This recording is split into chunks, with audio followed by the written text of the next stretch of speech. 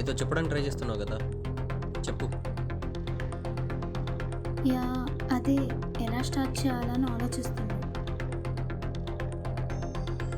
ఒక order fix అయి ఉంటావు కదా, అట్లనే చెప్పు.